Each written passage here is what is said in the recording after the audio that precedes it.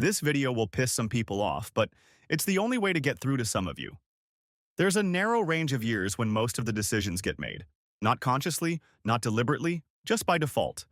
And the strange part is how few people seem to notice it happening.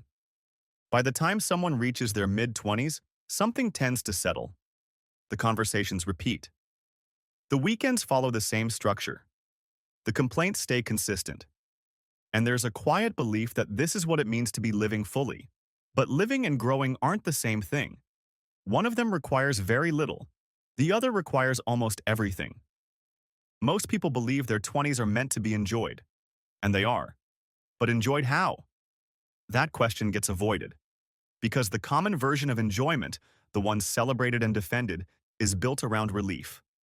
Relief from pressure. Relief from uncertainty. Relief from the discomfort of not yet being someone. And relief over time becomes routine.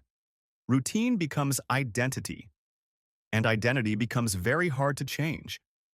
It's not that people aren't working, they are. They show up, they pay bills, they manage responsibilities, but somewhere along the way, the question shifts from what am I becoming to how do I get through this?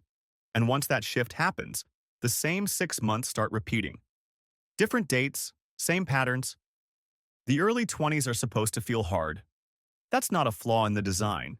It's the entire point. This is when capacity gets built, when tolerance for difficulty expands, when the gap between who someone is and who they could be is still small enough to close. But many people interpret that difficulty as something to escape rather than something to move through. So they optimize for comfort. And comfort in those years is expensive. It costs time that won't return. It costs momentum that's hard to rebuild. It costs the belief that change is still possible. There's a version of this that looks like fun. Late nights that blur together. Substances that smooth the edges. Routines that feel social but don't lead anywhere. And for a while it works. It feels like connection, like living in the moment, like freedom. But freedom and drift aren't the same thing. One is chosen, the other just happens. And the difference becomes clear much later when the moment has passed and nothing was built inside it. Think about someone scrolling at night. Not because they're looking for something. Just because stopping feels harder than continuing. The phone becomes the default. The hours disappear. And the next morning, nothing has changed. That's not rest. That's not even enjoyment. It's just time passing without resistance. And when that becomes the dominant mode, it doesn't announce itself. It just becomes what life is. The people around someone matter more than almost anything else. But most people don't choose carefully.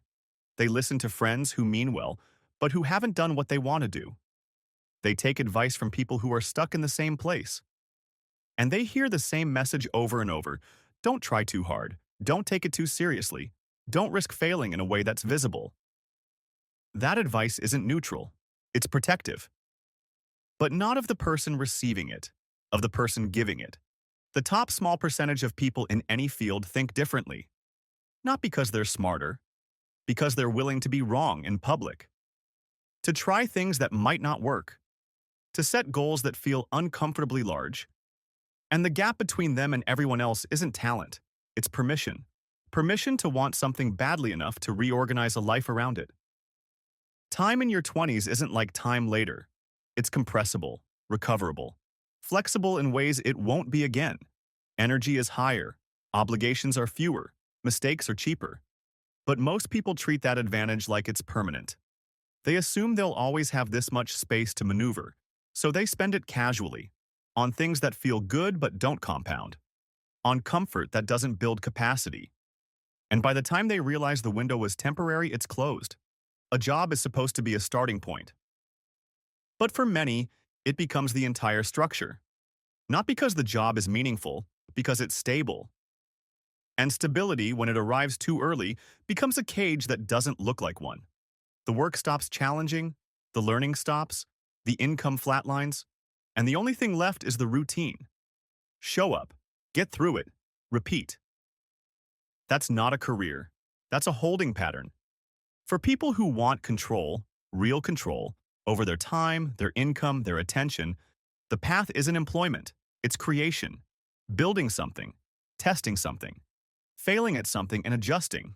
Not because it's glamorous, because it's the only way to learn what capability actually is. Consumption doesn't teach that. Watching doesn't teach that. Only doing does. And most people never start.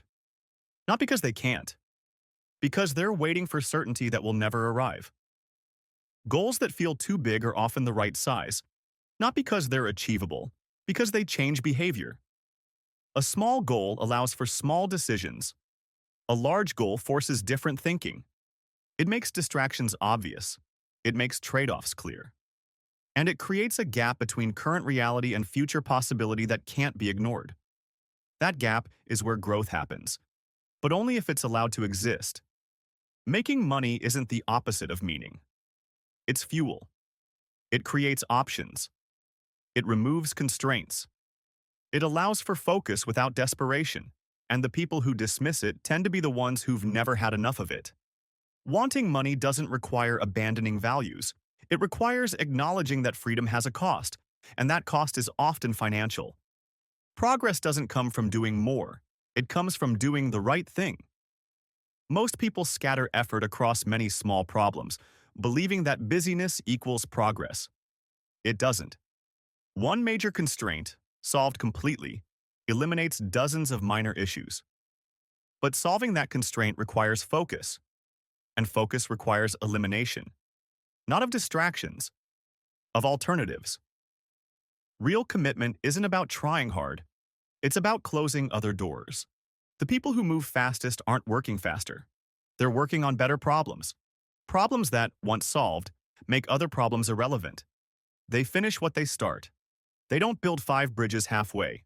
They build one all the way across. And that bridge changes everything that comes after it. The years don't wait. They don't announce themselves as important. They just pass. And at some point, the question stops being, what could I become? And starts being, why didn't I? The answer is usually simple. Because comfort felt safer. Because distraction felt easier. Because growth required something that wasn't given. What would change if you treated the next year like it mattered more than the last 5 combined? Share your own story in the comments, and if this helped you in any way, hit the like button and subscribe to join the journey toward a better mindset.